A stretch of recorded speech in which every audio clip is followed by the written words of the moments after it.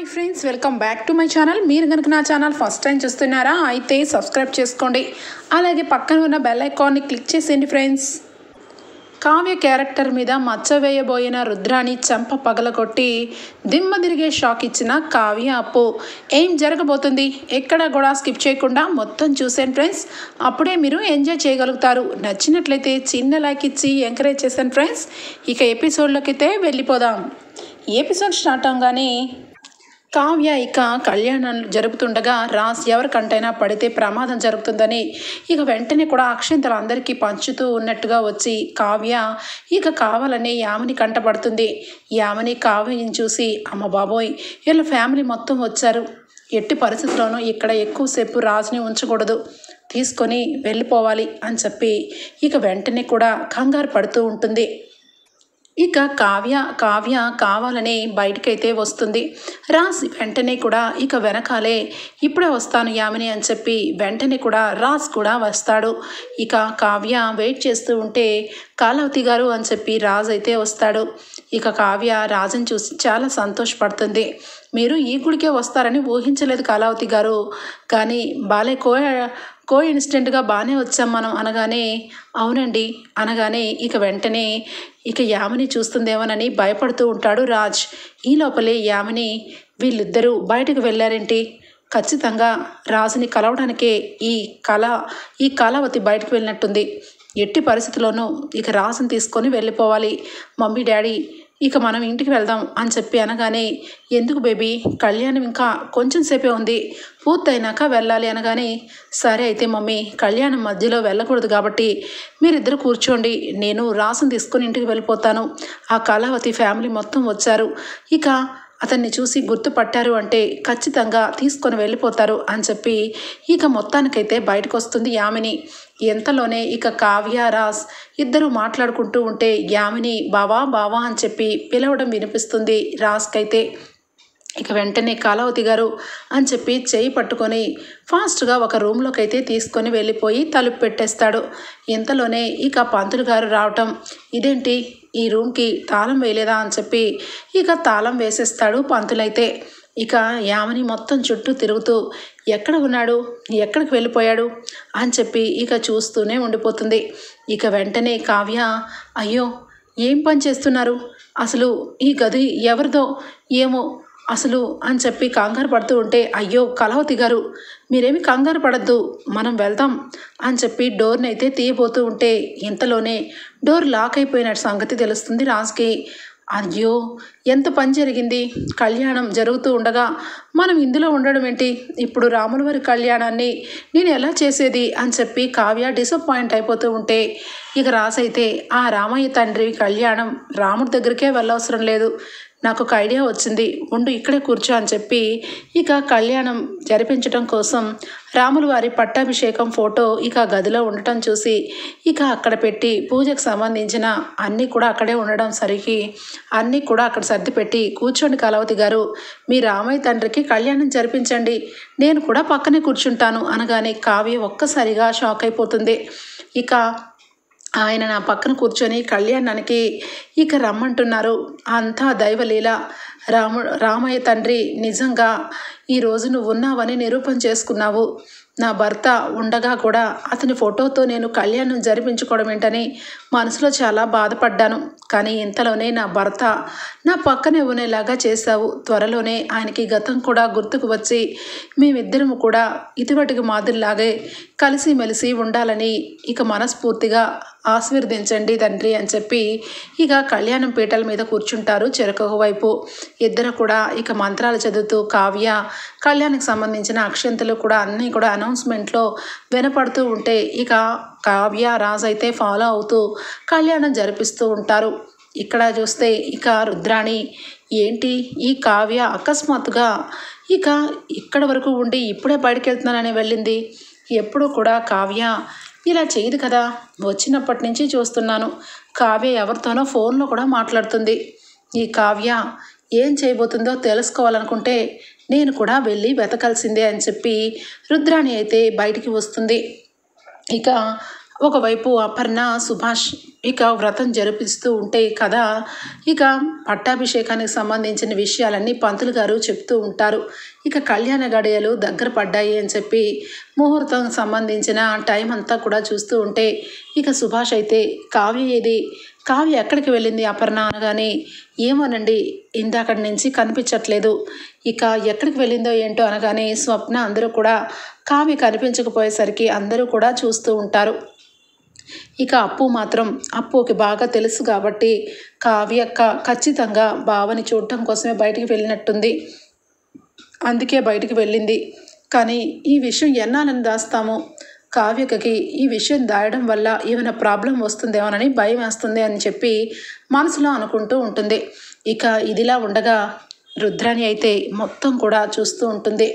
ఇక రూమ్కి తాళం వేసిన దగ్గర వెళ్ళి ఎక్కడికి వెళ్ళారు వీళ్ళు అని చెప్పి విండోలో చూస్తుంది. ఒక్కసారిగా రాజ్తో కావ్య వ్రతం ఇక కళ్యాణం జరిపిస్తున్న సీన్ చూసి దెబ్బకి షాక్ అయిపోతుంది రుద్రాణి. అంటే ఇప్పుడు వరకు కావ్య చెప్పింది నిజమేనన్నమాట, అపోహలో బతకట్లేదన్నమాట కావ్య, నిజంగానే రాజు బ్రతికే ఉన్నాడు అని చెప్పి ఇక అక్కడే చూస్తూ ఉంటే కళ్యాణం అయితే పూర్తి చేసి ఇక రామ్ గారు నేను వెళ్ళొస్తాను, కానీ తలుపుకు తాళం వేస్తుంది, ఇప్పుడు ఎలాగా అని చెప్పి అంటుంది. ఏంటి రాజుని రామని పిలుస్తుంది, ఇక రాజు ఏంటి కళావతి గారు అని చెప్పి ఏదో పరాయి మనిషితో మాట్లాడినట్టు మాట్లాడుతున్నాడు. అసలు ఇంతకీ రామా రాజా? ఖచ్చితంగా రాజే, కానీ ఏదో జరిగింది, ఏం జరిగిందబ్బా అని చెప్పి ఇక అక్కడే నుంచొని వెయిట్ చేస్తూ ఉండగా ఇంతలో యామిని ఇక ఫాస్ట్గా అటు ఇటు బావా బావా అని చెప్పి తిరుగుతూ ఇక ఫోన్ చేస్తుంది. ఇక వాళ్ళ రాజ్కి ఫోన్ లిఫ్ట్ చేసి యామిని చెప్పు అనగానే ఇటు యామిని మాటలు ఇటు రాజ్ మాటలు రెండు వింటూ ఉంటుంది రుద్రాణి. యామిని బావా ఎక్కడికి వెళ్ళిపోయావు బావా, నీకోసం ఎంత వెతుకుతున్నాను అనగానే అది నేను వచ్చేస్తున్నాను, నువ్వు కారు దగ్గర వెయిట్ చేయి, నేను వస్తున్నాను యామిని అని చెప్పి అనగానే త్వరగా రా బావా అని చెప్పి ఇక యామిని అయితే కార్ పార్కింగ్ ప్లేస్కి వెళ్తుంది. యామిని ఏంటి ఈ అమ్మాయి అసలు ఎవరు, బావా బావా అంటుంది, రాజేమో కారు దగ్గర వెయిట్ చేయమంటున్నాడు, తెలుసుకుందాం, ఈ యామిని వెనకాలే వెళ్తే ఏదైనా తెలుస్తుందేమో కదా అని చెప్పి ఇక అనుకుంటూ ఉండగానే యామిని వెంటనే కూడా ఇక వాళ్ళ అమ్మ వాళ్ళకి ఫోన్ చేస్తుంది.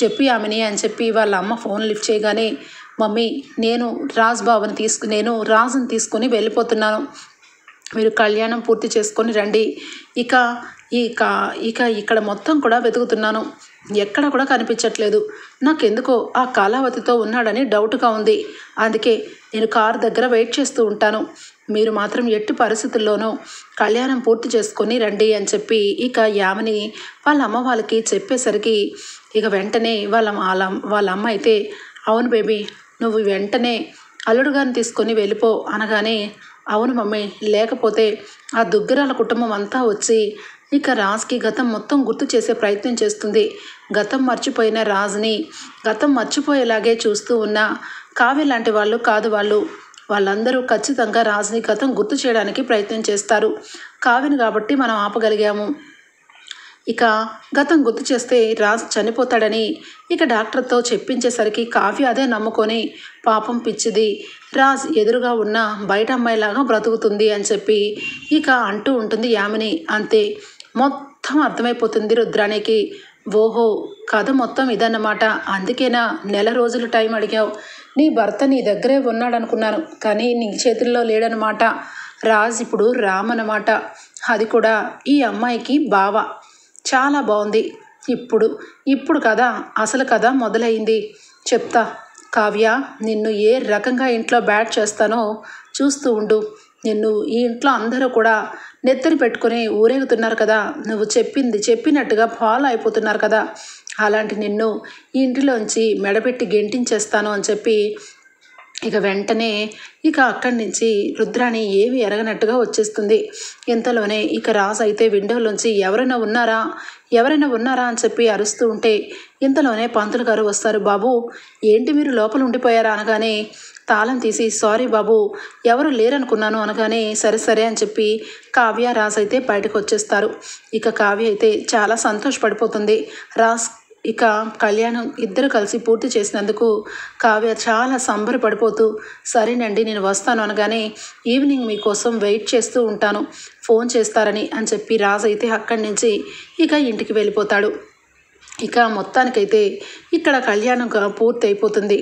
ఇదేంటి కళ్యాణం జరిపిస్తానని ఫోటోని తీసుకొని వచ్చి మరీ కూర్చుంది, కానీ ఒక్క క్షణం కూడా ఇక్కడ లేదు, ఏం చేస్తుంది కావ్య అని చెప్పి సుభాష్ అపర్ణ ఇద్దరు కూడా కావ్యని ఇక చూస్తూ ఉంటారు. ఎంతకీ రాదు. ఇక అప్పుడే ఇక రుద్రాణి అయితే వస్తుంది. ఏంట వదిన కావ్య గురించా వెయిట్ చేస్తున్నారు? కావ్యని ఇక బయటే చూశాను, ఎవరో వ్యక్తితో మాట్లాడుతూ ఉండిపోయింది పాపం.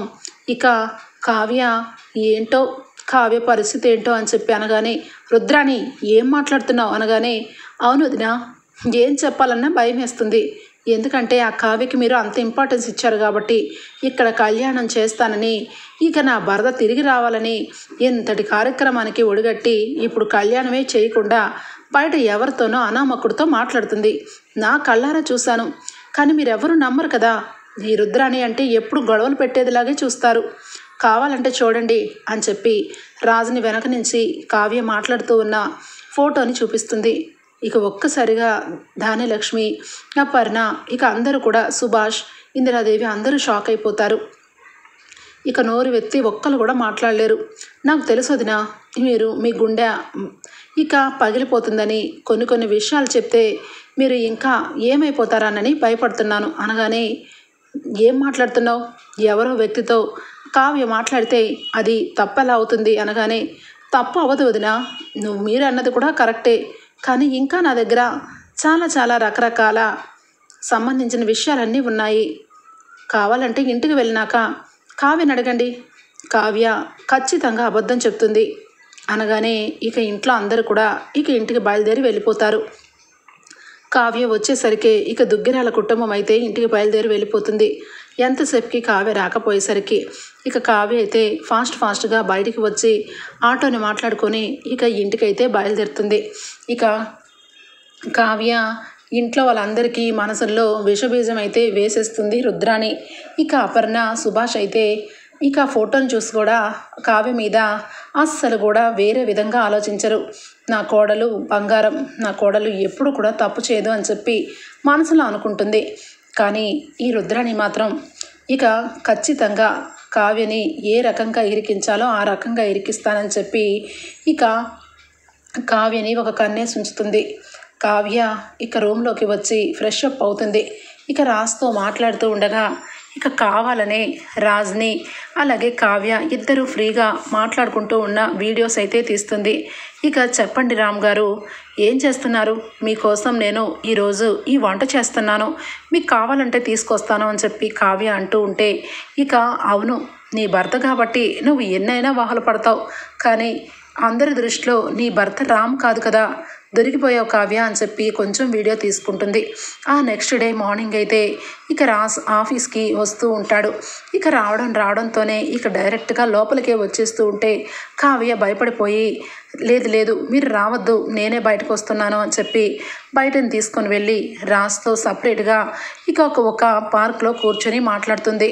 ఇక కావ్యని ఇక తప్పుడుగా ప్రూవ్ చేయడం కోసం కావ్యని ఒక కన్నేసి ఉంచిన రుద్రాణి, రాహుల్ అయితే ఇక కావ్య వెనకాలే ఫాలో అవుతూ కావ్య వెనక నుంచి రాజ్ ఇక మొత్తానికి ఇద్దరు క్లోజ్గా మాట్లాడుతున్నదంతా కూడా మళ్ళా ఫోటోలు తీస్తుంది. అలాగే ఇక కావ్యని ఎక్కడికి వెళ్ళినా వాళ్ళిద్దరి మధ్య ఎన్నో మాటలు మాట్లాడుకుంటూ వాళ్ళిద్దరూ ఇక సంతోషంగా ఉండడం చూసి ఈ ఫోటోలన్నీ కూడా కావ్య జీవితానికి పెను ప్రమాదంగా తయారు చేస్తాను అని చెప్పి అన్నీ అట్టే పెట్టుకుంటుంది ఇక రుద్రాణి అయితే. ఇక ఒక్కసారిగా ఇక మెల్లమెల్లగా ధాన్యలక్ష్మిని మార్చేస్తూ ఉంటుంది. ధాన్యలక్ష్మి కావ్య విషయంలో నువ్వేమనుకుంటున్నావు? కావ్య ఇక ఈ ఇంట్లో కావాలనే రాజ్ బ్రతికే ఉన్నాడని కావాలనే సృష్టించిందని నేను అంటాను, నువ్వేమంటావు అనగానే లేదు రుద్రాణి, రాజ్ గురించి నెల రోజులు టైం అడిగింది కదా కావ్య, ఏదో చూద్దాం, అప్పుడే కావ్య గురించి ఏ రకంగా ఆలోచించలేమనగానే ఆలోచించాలి ధాన్యలక్ష్మి, కావాలంటే చూడు, నేను చెప్పింది తప్పు కాదు రైటు అని ప్రూవ్ చేస్తాను అనగానే ఏం చేయబోతున్నావు అనగానే ఇక రా ఒకసారి అని చెప్పి ఇక కావ్య బెడ్రూమ్ దగ్గరికి తీసుకొస్తుంది. కావ్య అప్పుడే ఇక రాజ్ మెసేజ్ చేస్తూ ఉంటే చాటింగ్ చేస్తూ ఉంటుంది.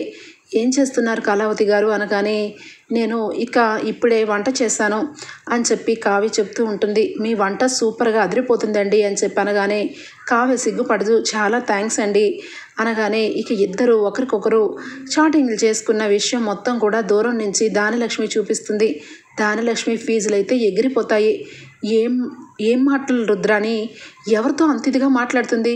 మనసులో మొహంలో ఆ గ్లోయింగ్ ఏంటి? అంత బాగా బాధాబందిరి లేకుండా అంత పరాయి వ్యక్తితో అంత విచ్చలవిడిగా మాట్లాడుతుంది. అసలు కావ్యలాగే అనిపించలేదు. నువ్వు చెప్పింది నిజమేనా అనగానే, నిజమే కాబట్టేగా చెప్తున్నాను. నేను ఏ రోజు కూడా ఒకరి గురించి అబద్ధాలు చెప్పను. కావ్య ఖచ్చితంగా అవతల వ్యక్తితో సిన్సియర్గా మాట్లాడుతుంది.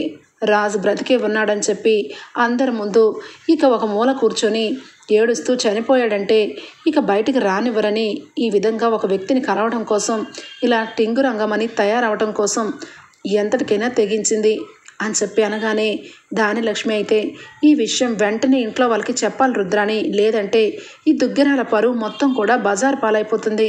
కావ్య అనుకున్నంత మంచి అమ్మాయి అయితే కాదా? నాకు చాలా నమ్మకం కుదరట్లేదు. కావ్యని చూస్తుంటే ఒకప్పుడు కావ్య లాంటి కోడలు కావాలని నేను ఆశపడ్డాను.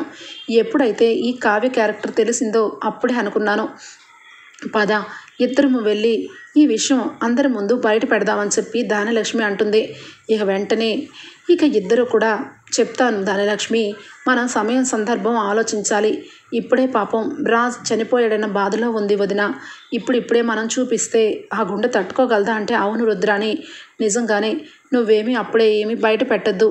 కావాలంటే ఒక 2-3 రోజుల దాకా కావ్యని అబ్జర్వ్ చేసి అప్పుడు విషయం బయట పెడితే బాగుంటుంది అని చెప్పి అంటుంది. సరే దానిలక్ష్మి నీ ఇష్టం అని చెప్పి రుద్రాణి అయితే మొత్తానికైతే దానిలక్ష్మి కళ్ళకి కావ్యని ఒక విధంగా చేసి చూపించేస్తుంది. ఇక్కడికి వచ్చేస్తే ప్రకాశం మాత్రం గుడి నుండి వచ్చినప్పటి నుంచే నేను ఏదో ఇంపార్టెంట్ విషయాన్ని మర్చిపోయాను. అదేదో ఈ ఇంటికి సంబంధించిన విషయమే. నాకు ఫస్ట్ టైం ఇంత మతి మరుపు ఎందుకు వచ్చిందా అని చెప్పి బాధపడుతున్నాను. ఏం జరుగుంటుంది, అసలు ఏమై ఉంటుంది? ఏదో జరిగింది, గుర్తు వస్తే బాగుండు, నాకు గుర్తుకు వస్తే నాకు చాలా రిలీఫ్గా ఉంటుందని అనుకుంటూ ఉంటాడు బెడ్రూమ్లో. ఇంతలోనే దానిలక్ష్మి రాగానే, ధాన్యం నేను ఒక ఇంపార్టెంట్ విషయం మర్చిపోయానే అనగానే, ఏం మాట్లాడుతున్నారండి? గుడికి వెళ్ళి కళ్యాణం జరిపించిన రోజు నుంచి ఇప్పటి వరకు ఏదో ఒక రోజు ఇంపార్టెంట్ విషయం అంటూనే ఉన్నారు, కానీ ఆ ఇంపార్టెంట్ విషయం ఏంటో చెప్పరు. ఆఫీస్ విషయాలా అనగానే, ఆఫీస్ విషయాలు కాదు ధాన్యం అంటాడు. ఇంట్లో విషయాలా అంటే, ఆహా ఇంట్లో విషయాలు కూడా కాదు ధాన్యం అనగానే, ఆఫీస్ విషయాలు కాక ఇటు ఇంట్లో విషయాలు కాక ఇంకేంటండి ఇంపార్టెంటు? నా తల తినకండి, మీకు మతి మరుపు వచ్చి నా ప్రాణాలు తోడేస్తున్నారు అని చెప్పి దానిలక్ష్మి అయితే ప్రకాశాన్ని కొట్టిపారేస్తుంది. మొత్తానికైతే అప్పు అయితే ఇన్వెస్టిగేషన్ మొదలు పెడుతుంది. అన్ని చోట్ల చూస్తూ పోలీస్ అయితే సీరియస్గా వస్తాడు. మేడం మీరు చెప్పినట్టుగానే నేను సివిల్లోనే అన్నీ కూడా ఎంక్వైరీ చేస్తాను.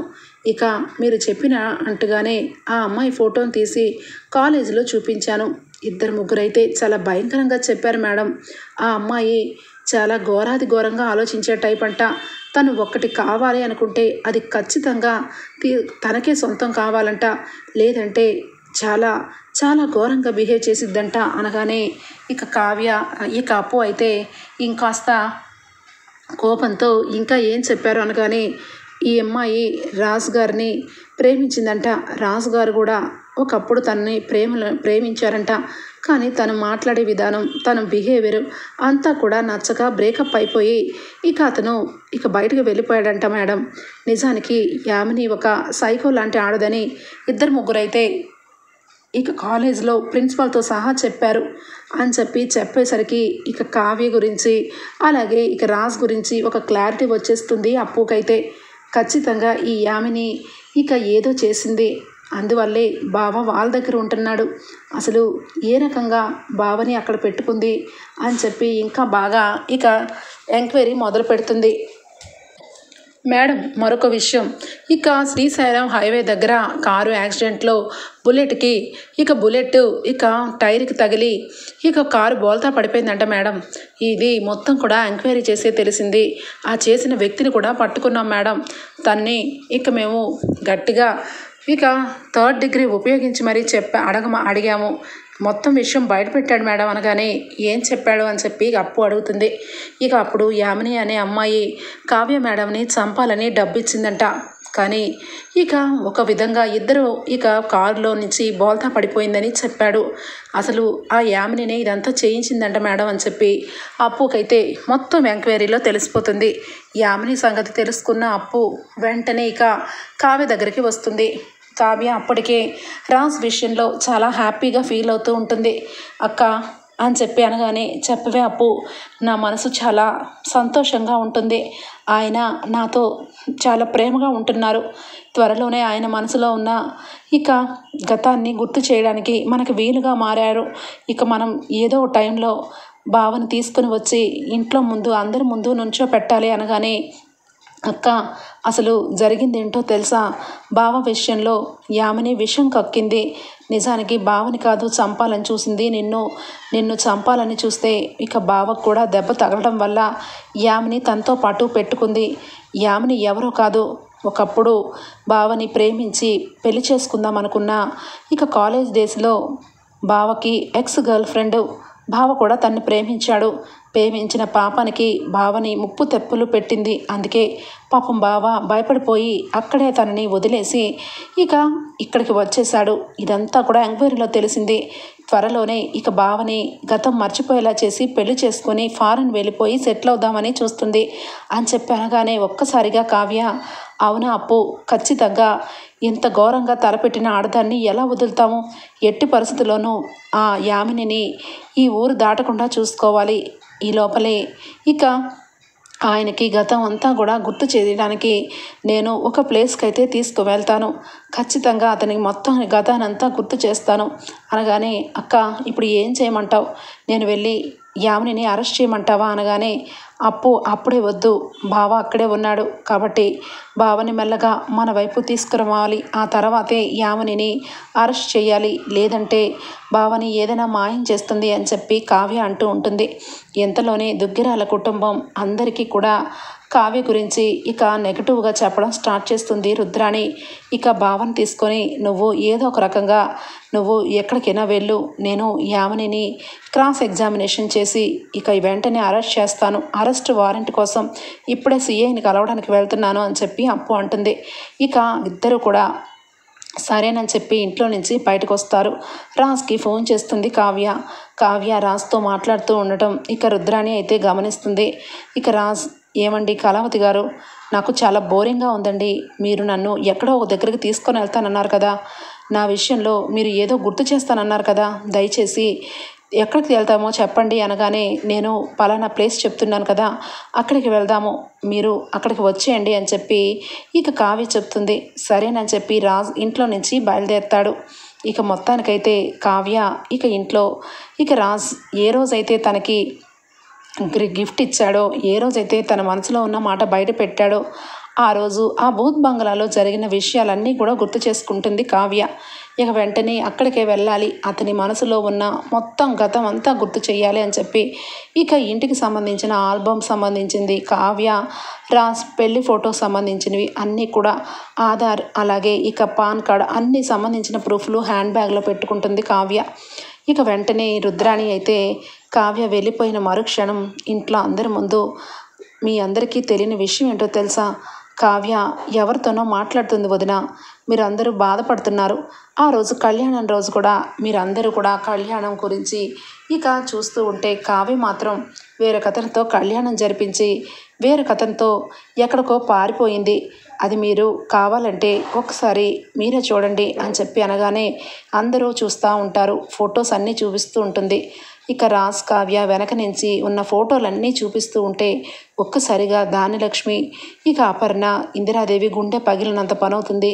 కావ్య మీరు అనుకున్నంత మంచి మనిషి అయితే కాదు, రాజ్ చనిపోయాడు అన్న సంగతి తెలిసి కూడా కావాలని బొట్టు గాజులు అన్నీ పెట్టుకోవాలి కాబట్టి రాజ్ చనిపోలేదని కావాలని ప్రూవ్ చేస్తానని నెల తిరిగే రోజు ఇక రేపటికి నెల పూర్తవుతుందనగా ఈరోజు పెళ్ళికి సంబంధించిన ఫొటోసు ఆల్బమ్స్ అలాగే ఇద్దరికి సంబంధించిన పాన్ కార్డు అన్నీ కూడా హ్యాండ్ బ్యాగ్లో పెట్టుకొని హుడాయించింది. కావ్య మీరు అనుకున్నంత సాఫ్ట్ అయితే కాదు, ఎవరో వ్యక్తితో అయితే కావ్య మాట్లాడుతుంది. ఇక ఆ వ్యక్తితో జంప్ అయిపోయింది అని చెప్పి అనగానే ఒక్కసారిగా ఇంట్లో అందరూ దెబ్బకి షాక్ అయిపోతారు. ప్రూఫ్లు కనపడుతూ ఉంటాయి. నోరు ఎత్తలేని పరిస్థితి అపర్ణది. ఇక ఇటువైపు చూస్తే రాజ్ని ఇక కావ్య మొత్తానికి కలుస్తుంది.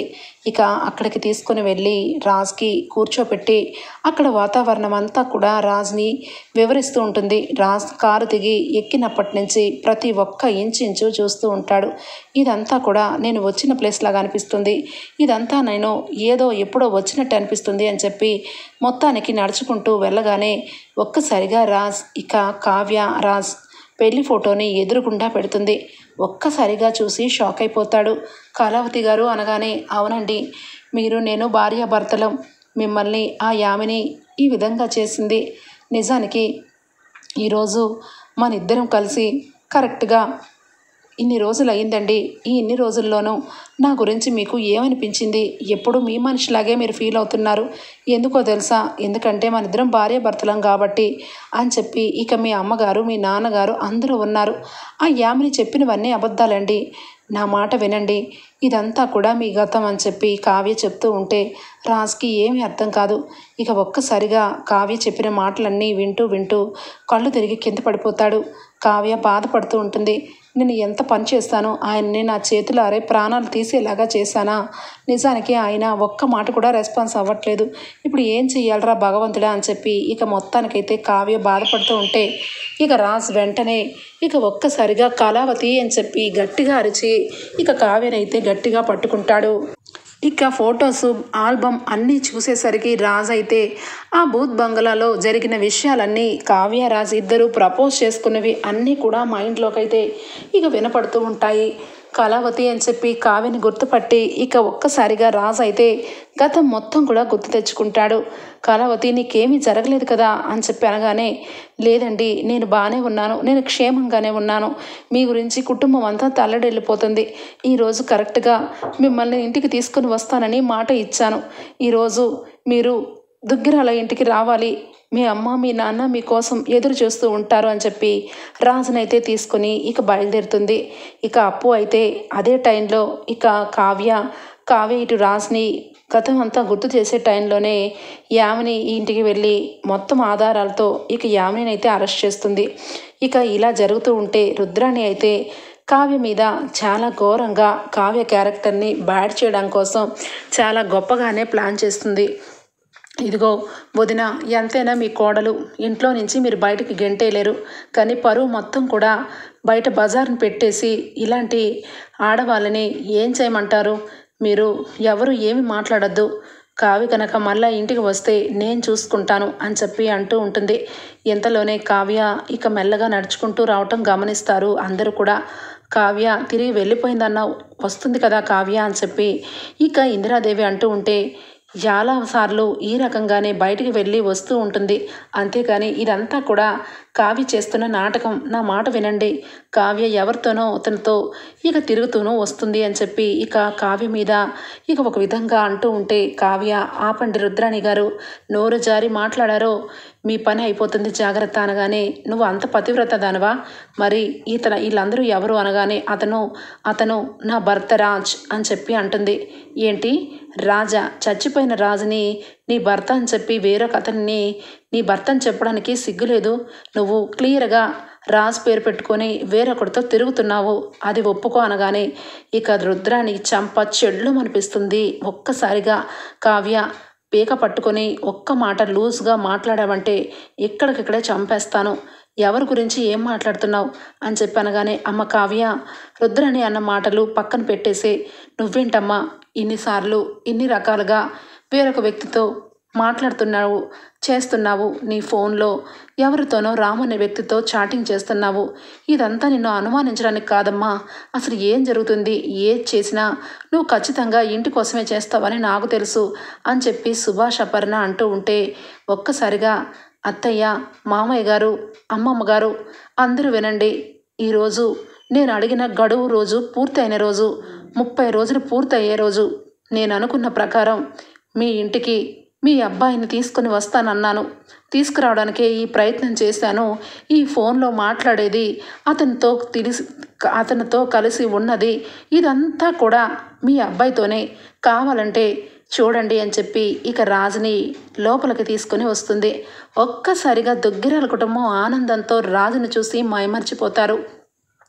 రాజ్ అని చెప్పి అపర్ణ, రుద్రాణి, దానిలక్ష్మి అందరూ కూడా రాజుని చూసి షాక్ అయిపోతారు.